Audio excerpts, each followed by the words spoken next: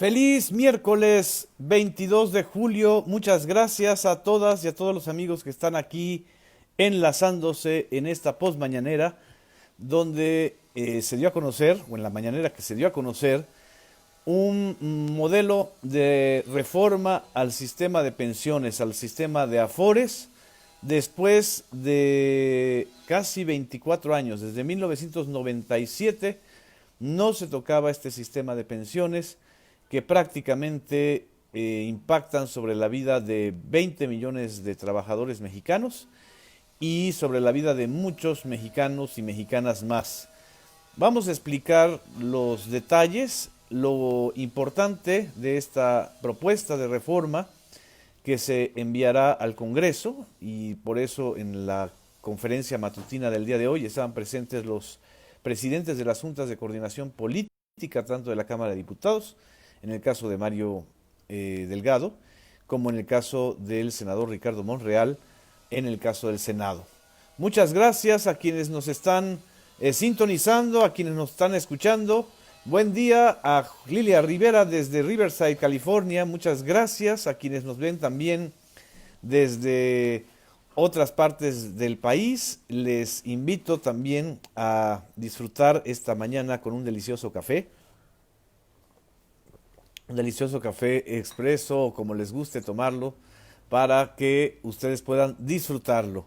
Gracias también a Ignacio Gómez que nos está mandando saludos desde Celaya, a Ana María Vázquez que dice gran mañanera, así es.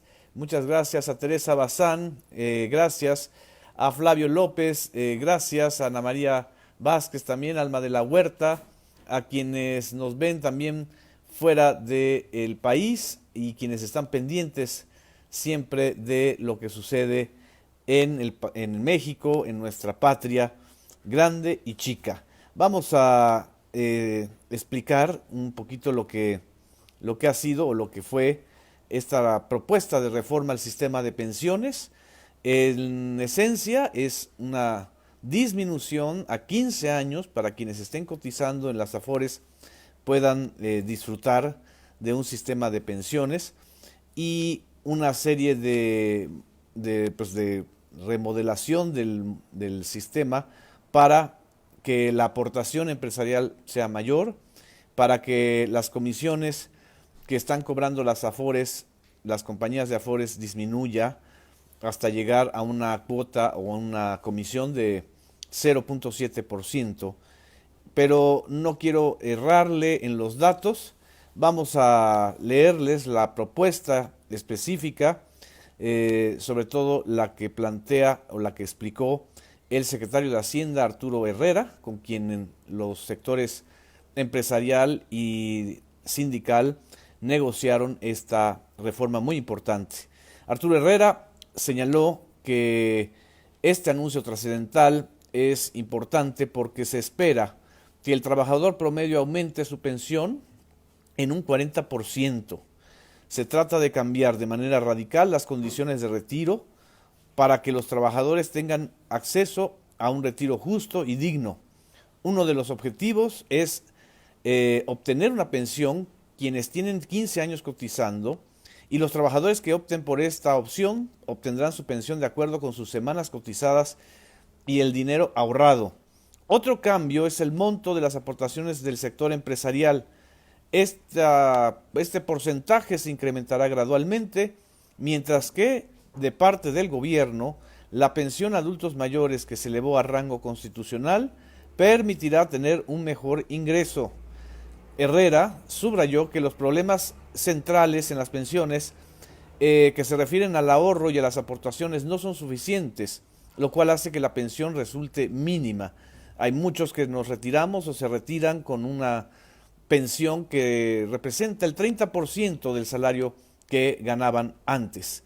Se pensó que México iba a transitar rápido a un mayor nivel de formalidad cuando se hizo la reforma original del sistema de pensiones, por lo que para tener una pensión se requiere de 1.250 semanas de cotización, pero si una persona trabajó en la informalidad 15 años y en la formalidad otros 15, no alcanza una pensión porque no tiene la cantidad de semanas cotizadas. Esto claramente planteaba un reto. Ahora se pensó cambiar las aportaciones, pero no a costa de lo que deben ahorrar los trabajadores. Ya alguien que ha cotizado 15 años puede recibir la pensión eh, completa y que se incremente en un 40% el monto. El dirigente del Consejo Coordinador Empresarial, Carlos Salazar Lomelí, dijo que las modificaciones a las AFORES pretenden mejorar las condiciones de los trabajadores. Señaló que a pesar de las diferencias y confusiones se encontró una solución a un problema tan trascendental. Hubo realmente muchos jaloneos y a veces diferencias entre el sector empresarial y el sector sindical. Lo mencionó tanto Carlos Salazar Lomelí como Carlos Aceves del Olmo, dirigente de la CTM, que estuvo presente en la conferencia matutina. Carlos Aceves del Olmo también pidió que la reforma no sea capitalizable para ningún político o grupo político. Señaló el dirigente de la CTM, priista, por cierto, dirigente priista de muchos años, que es lo posible y que no siempre lo posible responde a lo deseable, pero que se logró un acuerdo a pesar de que en otros países han tardado años en lograr esta situación. Hablaron los diputados, el diputado, perdón, Mario Delgado, dijo que el rezago de las AFORES fue un problema heredado, no se tomó en cuenta al trabajador en una economía con salarios bajos y de alta informalidad cuando se hizo originalmente la reforma del sistema de pensiones en el sexenio de Ernesto Zedillo. Señaló que el trabajador realizaba una gesta heroica para laborar durante 25 años y obtener una pensión de apenas el 30% de su salario. Eh, esta reforma va a cambiar sustancialmente este punto. El senador Ricardo Monreal, coordinador de Morena en la Cámara Alta, hizo un resumen de 12 puntos importantes de los que contiene la iniciativa, felicitó al gobierno de la República por no postergar el tema y el propio presidente López Obrador aclaró que a pesar de las diferencias que incluso se tienen con las bancadas de Morena en la Cámara de Diputados y por supuesto las diferencias que todos hemos escuchado, leído y visto con el sector empresarial y con el sector sindical, se puede avanzar en una parte muy importante pues del sector y de la economía del país, como es el sistema de pensiones. Prácticamente la conferencia matutina se concentró solo en este tema. Hubo algunos otros temas menores en realidad, sobre todo que tiene que ver con los recursos fiscales a los estados. El presidente aclaró que el secretario de Hacienda tiene la instrucción de entregar las aportaciones completas a estados y municipios y el propio secretario de Hacienda pues asumió esta situación.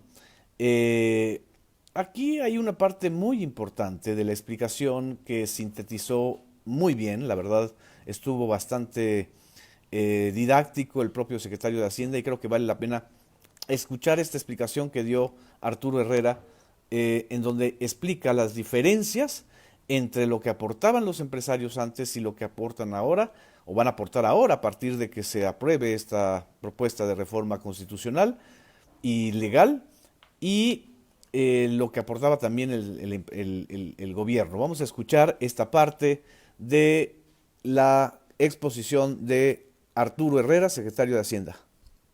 Segundo año va a haber 22 mil millones de pesos y entonces el sistema tendrá alrededor de 33 mil millones de pesos. En 5 años suma un poco más de 100 mil millones de pesos.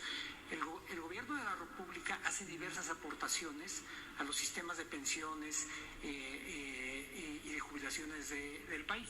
Esta parte, la parte roja, además aportamos más de 700 mil millones de pesos para el ISSSTE, alrededor de más de 300 mil millones de pesos para cubrir los faltantes en el Seguro Social, más todos los gastos asociados al programa de adultos mayores. Y esta cantidad, segundo año. Esto fue parte de lo que dijo el secretario de Hacienda cuando le preguntaron qué lapso, si hay un periodo de transición para que entrara en vigor esto. Arturo Herrera respondió lo siguiente. 750 semanas es al día siguiente que se publique la ley. Los trabajadores quedan protegidos porque el primer trabajador del sistema de Afores que empezó en el 97 iban a empezarse a jubilar 23 años después, eso es en el año 2022, así es que esta reforma va a entrar justo a tiempo para dejar protegidos a todos los trabajadores. Justo a tiempo entra la reforma para dejar protegidos a todos los trabajadores, si es que se aprueba este año, y yo creo que pues la presencia de los coordinadores de las mayorías legislativas de Morena en la Cámara de Diputados y en el Senado permitirá esta posibilidad. Asimismo, el aval del sector empresarial y del sector sindical, pues de una u otra manera garantiza también el apoyo, los votos a favor de bancadas como las del PAN o las del PRI en la Cámara de Diputados, y por supuesto el apoyo de los grupos sindicales, a pesar de que el sindicalismo en este país ha estado o está tan de capa caída. Una parte curiosa de la conferencia matutina tuvo que ver con la pregunta de la reportera del periódico Reforma. El periódico Reforma el día de hoy pues prácticamente no hace una fake news, sino simple y sencillamente una exageración de una metáfora o de una analogía que dijo el secretario de Hacienda en relación con el uso del cubrebocas y la economía.